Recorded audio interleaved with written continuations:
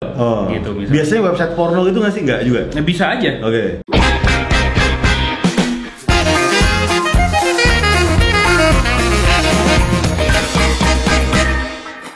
Sekut banget Gofar Hilman Disokin. Yo.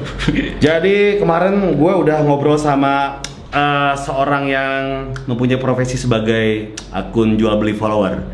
Itu dari gue ngobrol dari kacamata ini, apa namanya, kacamata si penjual gitu kan. Sekarang gue pengen tahu, seperti yang udah gue mention kemarin, gue pengen tahu dari kacamata agency. Sudah ada Iman lagi Disokin. Yes. Iman lagi. Iman ini asumsi. Ya. Asumsi adalah media politik. Asumsi media politik. Oke, media politik. Terus kalau lihat Twitter dia tuh, lu kalau pengen tahu politik yang terkini lihat Twitter dia. Tapi nggak berat ya, tapi santai. Santai. Dan asumsi juga santai ya. Santai banget. Santai banget. Buat anak muda gitu. Buat anak muda. Ngomongnya lo gue. Kalau Oh, wawancara, bener. kalau wawancara Bukan pejabat- Anda apa? Oh, enggak. Kalau wawancara pejabat lo gue. Oh, bener. Iya. Lu pernah wawancara pejabat dengan ngomong lu gue? Pernah ketua DPR gue wawancara lo gue. Wih. Wih. Dia doang yang bisa kayak gitu. Lu juga punya agensi. Agency, ya. Namanya Creative rekreasi. agency namanya rekreasi. Rekreasi itu adalah sebenarnya kita nyebutnya content creator. Oke. Jadi kita produksi idea, terus kita juga produksi kontennya, dan kita juga sebarin. Oke. Jadi sebarin ke sosial medianya, kita bikinin campaign. Jadi kayak one stop solution gitu ya. Betul, Oke. betul. Nah, terakhir itu yang viral banget adalah iklan Ramayana. Ramayana, Yang alhamdulillah. pala keluar Magicom itu. Yoi. Itu lo yang bikin ya? Yoi, itu tim rekreasi sama sutradara kan Dimas J. Gitu. Oke. Gitu. Alhamdulillah viral ya. Sampai ke Iya. Korea katanya. sekarang. Sampai Korea, makanya. Jadi apa namanya, saking viralnya lu nggak usah ribet-ribet ngurusin publikasi lagi. Bener udah ditulisin sama media ya. Udah, iya, nama Ramayana disebut juga gitu kan. Iya, Itu viral banget sih. Semua happy lah ya. Semua happy, syukur banget. Nah, ini gue lagi ngomongin ini nih, Man. Soal yang namanya jual beli followers di sosial media gitu kan. Oke, Nah, oke. Marak tuh sekarang. Marak banget. Jadi kan memang sudah rahasia umum nih, Man. Sudah banyak orang dari dulu melakukan. Dari dulu banget, dari mulai sosial media mulai muncul lah, dari Twitter ya dulu. Betul, pas rame-ramenya. Twitter. Terus sekarang Instagram, sampai YouTube sekarang. Sampai YouTube, benar. Gitu. Nah, kemarin tuh gue udah ngobrol sama seorang akun jual beli followers, dia ngasih tahu tekniknya gimana ngisi-ngisi apa namanya, otomatis si follower ini secara otomatis gitu kan. Iya. Nah, sekarang gue pengen tahu dari kacamata agensi nih. Iya. Nah, apakah si agensi itu bisa tahu bahwa talent ini, misal gini, lu punya campaign, misalnya Ramayana gitu kan. Ramayana bilang gue pengen selebgram dong, 5 selebgram gitu untuk ngepromoin ini. Berarti lu nyari dong. Yes. Nah, selagi lu mencari, lu berarti menyeleksi nih kira-kira yang cocok untuk Ramayana siapa misalnya. Lu pasti tahu dong, wah ini palsu, ini enggak. Iya, followernya banyakan palsu, banyak. Iya, tahu banget. Tahu banget. Karena kita juga pertama agensi nggak bego ya, kecuali memang agensi yang bohong-bohongan gitu. Cuman kalau agensi yang udah established, yang udah profesional banget, mereka pasti punya nggak harus punya engine lah, at least punya metode gitu. Dan sebenarnya di web kan juga ada penyedia kan, maksudnya followers checking gitu misalnya, banyakan yang palsu atau yang enggak. Oke. Jadi ya agensi tahu sih. Jadi kalau lo misalnya beli followers, apalagi belinya murah gitu kan, kan ada kasta-kasta nih kan. Oh, ada kasta ya? Terbagi ya? Ada. Ada kasta-kasta. Lo beli yang murah, lo ketahuan banget. Oke, gitu. kita ngomongin kasta gitu kan. Mungkin di video sebelum itu udah jelasin sama si akun jual beli follower ini. Tapi gue pengen tahu dari sisi agensinya, dari kacamata agensi, kasta-kasta apa aja yang ada nih? Nggak, gini, kalau sebenarnya gue sih ini hasil ngobrol gue dengan, ya karena gue berkecimpung di dunia ini udah agak lama gitu ya. Jadi ya gue tau lah sedikit banyak dan pernah ngobrol sama, ya termasuk sama penyedia jasa jual belinya gitu. Jadi ada kastanya nih. Nah, kastanya yang pertama. Nah, kasta pertama yang paling rendah. Yang paling rendah ya, yang paling murah dan paling gampang didetek kalau ini misalnya beli followers. Itu adalah orang yang menyediakan followers tapi followersnya bot. Jadi penjual ini ternak akun, ya kan, bikin akun sendiri, namanya aneh-aneh gitu kan. Ada angka-angkanya biasa tuh. Trio macan 5.000. 5.000, gitu, iya.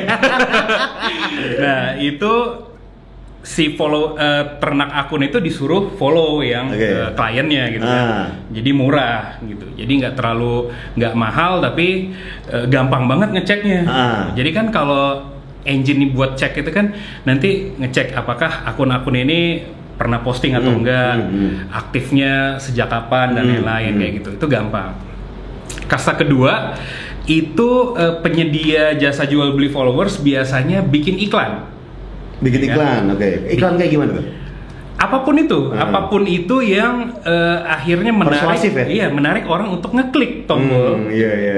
Saat mereka ngeklik tombol sesuatu atau ngeklik dimanapun itu, otomatis akun yang lagi terhubung sama browser mereka tersebut atau misalnya di handphone itu langsung follow klien yang si orang jual beli tadi lagi handle gitu misalnya. Biasanya website porno gitu nggak sih? Nggak juga? Bisa aja.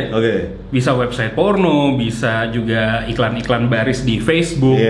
Bahkan kuis-kuis yang kalau lihat di Facebook itu kan ada kuis-kuis tuh. Banyak ya. Kan? Seperti apakah kepribadian kamu. Iya, suruh ngisi email gitu kan. Gitu-gitu. Nah, itu juga bisa gitu kan. Nah, kasta yang tertinggi deh, yang paling mahal, ya kan? Ini adalah yang udah pakai engine. Jadi mereka punya engine yang cukup canggih. Itu gimana caranya bisa bikin orang-orang nih, misalnya gue, lo dan segala macam, itu secara nggak sadar atau secara otomatis ngefollow ya orang yang mau beli followers itu. Padahal kita nggak follow dia gitu. Enggak. Tiba-tiba kok gue follow gitu. Iya. Gue pernah tuh kayak gitu tuh. Sering banget kan di Twitter. Gue seringnya dapatnya di Twitter sih. Di kasta tertinggi ini, setahu gue juga ada dibagi 2 kasta lagi, gitu loh.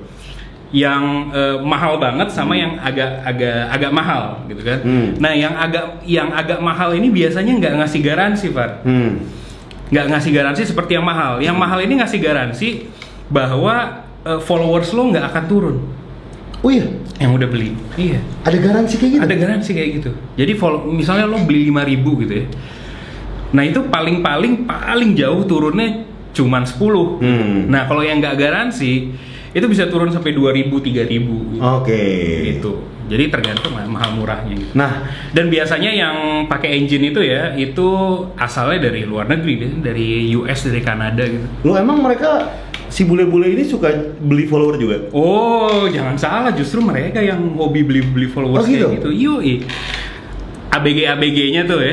Sebenarnya di US atau di seluruh dunia sama lah, ABG labil-labil pengen eksis gitu-gitu ya. Pengen followers lo berapa? Followers gue segini. Nah, itu tuh seluruh dunia sama sebenarnya kayak gitu. ABG terus juga biasanya bisnis ya kan.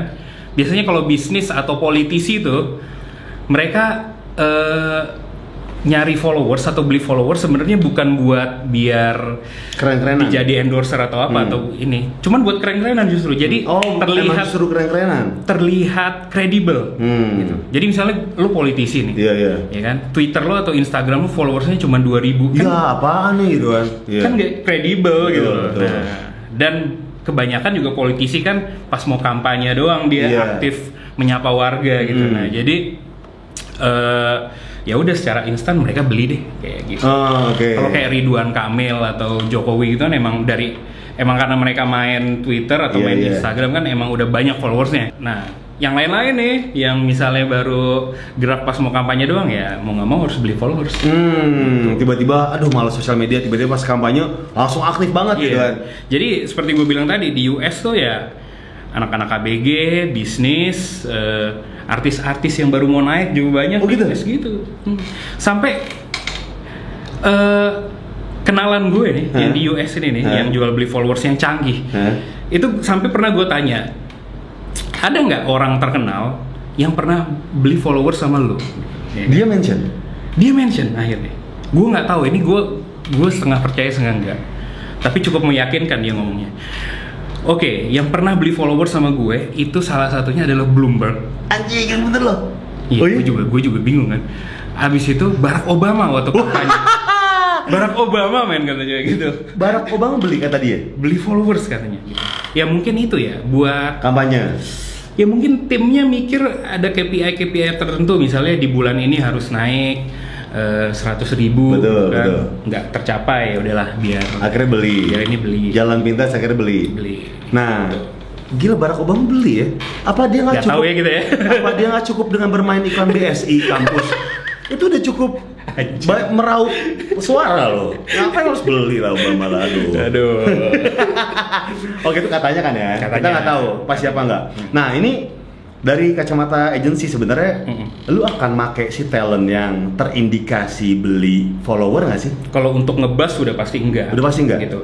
Lagian kan sekarang kan agency itu juga pakai atau nge-hire key opinion leader kan bukannya soal followers, jumlah followers doang kan, soal relevansi dia dengan campaign-nya gitu. Oke. Misalnya dulu kan ada agency yang lagi handle produk susu bayi gitu. Ya kan? Ini zaman dulu Twitter. Ya udah, siapa yang mau jadi KOL-nya? Ya siapa aja yang followersnya gede gitu kan. Lu gitu followers lu gede.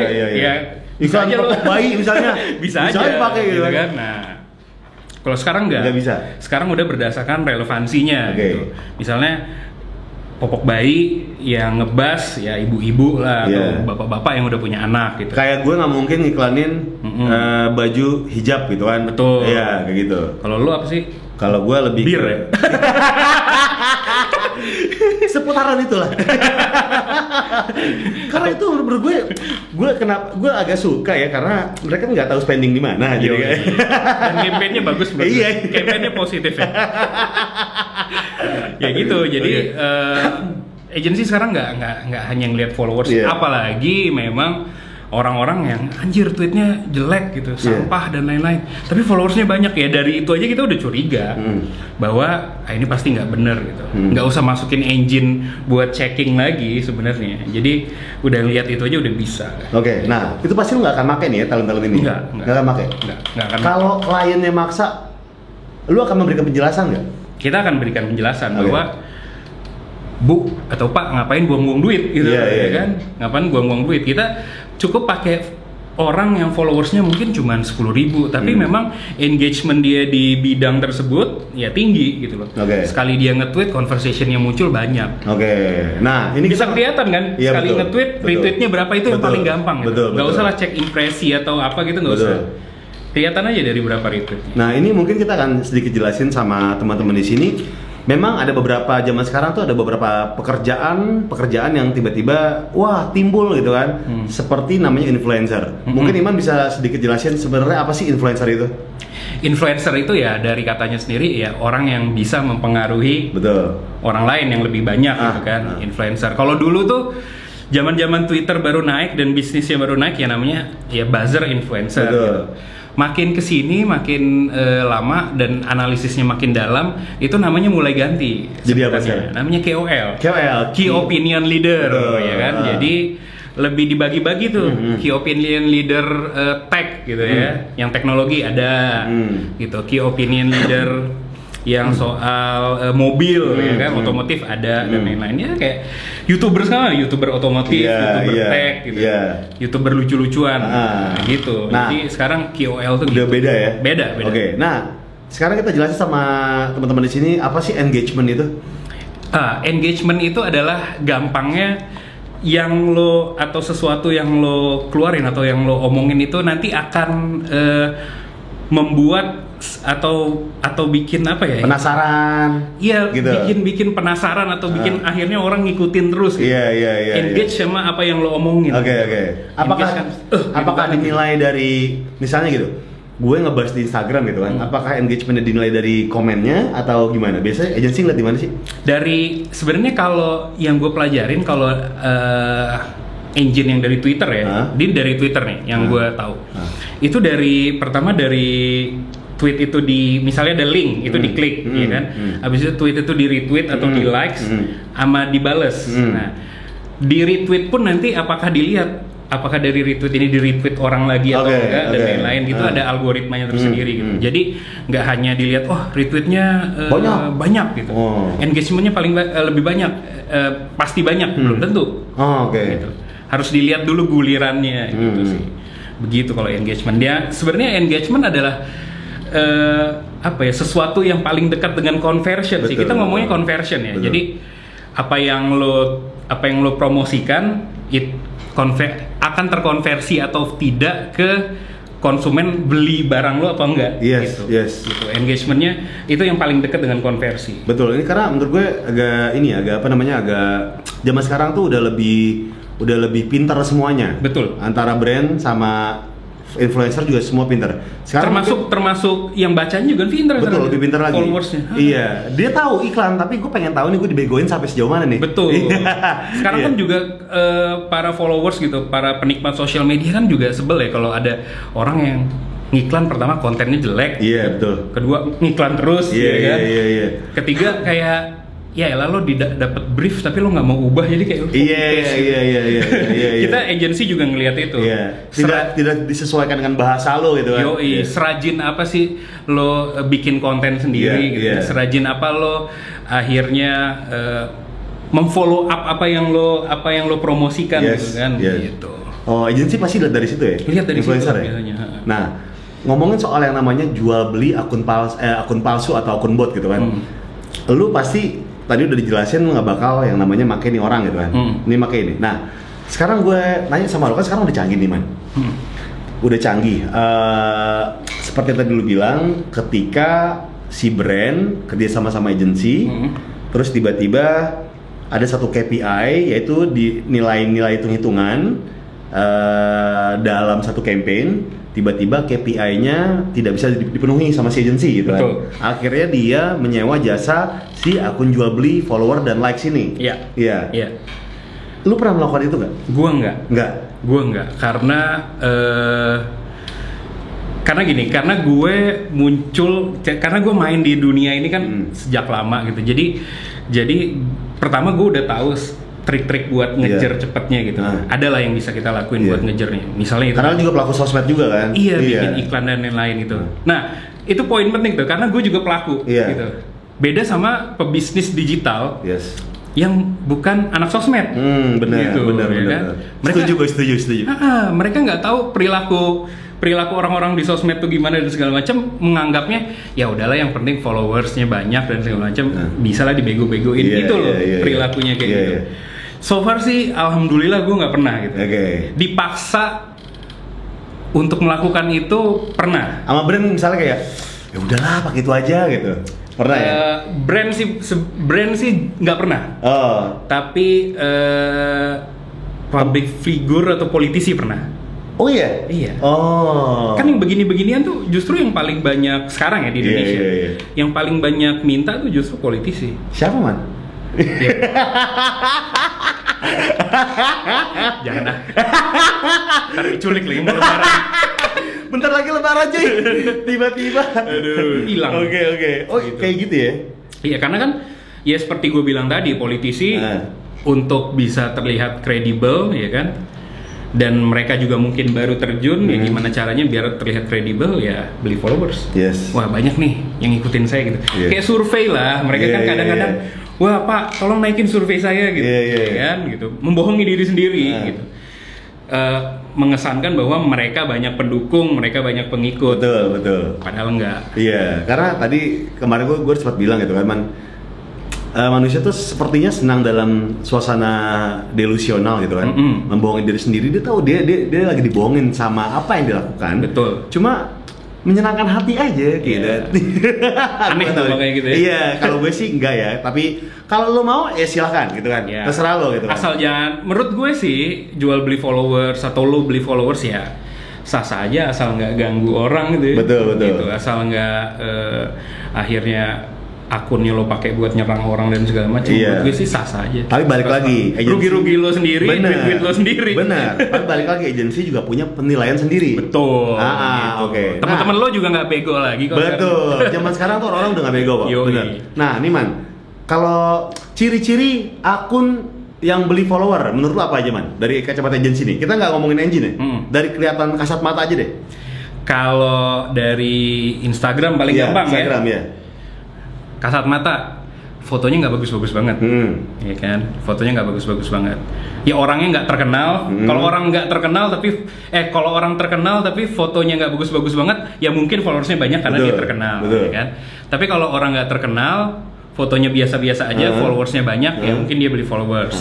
Kedua, misalnya ada orang followers Instagramnya 200.000, ya kan? Tapi fotonya likes-nya cuman 30, 40, 40, 50. Pasti beli. Aku yakin gue dia pasti beli follower. Dia pasti beli follower. Kayak gitu. Terus kalau Twitter ya kan biasanya retweetnya sedikit atau likes-nya sedikit atau nggak ada yang reply sama sekali gitu. Masa dari 300.000 lo nulis satu pun nggak ada yang reply gitu atau nggak ada yang likes tuh keterlaluan. Ya kan. Yang kedua adalah kalau mau lebih rajin lagi ya lo lihat list followersnya. Nah untuk menjadi seorang influencer yang baik gitu man, menurut lo apa sih? Pertama kontennya harus unik, gitu. Kontennya harus unik. Misalnya dia suka melipat kertas gitu ya. Origami gitu. Wah, khusus origami kayak gitu. Atau misalnya lo suka sama politik atau agama ya, lo ininya agama. Jadi kontennya unik dan harus konsisten juga gitu loh. Lo misalnya suka sama konten politik gitu. Selain unik, ya lo harus ngomongin itu terus. Betul, konsisten ya. Konsisten itu terus. Ini di luar lo orang terkenal ya, di luar lo orang terkenal gitu. Jadi lo harus dikenal orang sebagai influencer di salah satu bidang yang tertentu. Betul, setuju gue. Kayak gitu, dan harus konsisten. Dan selanjutnya adalah, ini makin kesini ya. Kalau dulu mungkin orang masih cukup permisif lah, atau masih suka sama akun-akun yang agak kasar, sembarangan, segala macam, masih menikmati. Makin kesini makin enggak gitu. Iya, setuju gue. Iya kan? Iya, setuju. Jadi lo di sosial media sekarang harus sopan men, sebenarnya gitu loh. Meskipun itu susah buat gue ya. Susah. Ya. Susah buat gue. Ya nyeletuk ngomong jorok sedikit nggak apa-apa, asal nggak kasar. Iya kan? Nggak kasar, nggak ngatain orang dan segala macam. Nggak, lo goblok lo dan segala macam. Kalau isi tweet lo udah begitu semua, wah bye-bye sih. Betul. Males orang lihat lo gitu. Sebenarnya gini sih, kalau gue punya rumus ya, dimana ketika kita ngomong kasar atau jorok dalam tanda kutip atau cabul, asal itu jatuhnya tidak merendahkan, atau kita ngomongnya ke teman lama gitu kan, atau itu jatuhnya lucu, menurut gue masih ada beberapa poin yang memang harus dievaluasi. Oh, bisa dimaafkan lah gitu. Contoh nyata, Sujiwo Tejo. Dia bisa ngomong jancuk tuh masuk ke TV. Asli, betul. Jadi jancukers gitu. Jadi jancuk tuh jadi bahasa. Ya udah. Iya. Jadi menurut gue sih tergantung gimana kita ngemasnya aja sih. Betul. Iya. Nggak tiba-tiba banyak orang tuh YouTuber menurut gue yang ngomong kasar-kasar hanya pengen terlihat bad boys gitu. Ya. Itu udah pasti kelihatan lah. Nih orang kayak wah dia pengen kelihatan bad boys aja sih. Betul. Gitu. Nah, itu dia. Terima kasih mantap. Cepet banget. Siap. Ini lu cek aja Instagramnya Asumsi di mana? Asumsiko. YouTube-nya Asumsi ya. Asumsi aja. Kalau pengen tahu channel-channel kanal-kanal lain di mana tuh? Kanal-kanal agensi lu lah, Asumsi, atau punya lu sendiri? Ada sebenarnya, lu lihat aja Instagram gue, @imanlagi gitu. Atau Twitter gue @imanlagi gitu. Ada di situ ya? Ada list-listnya di situ. Jadi gitu, intinya adalah balik lagi kalau kita tidak menjudge lu pengen beli follower atau enggak.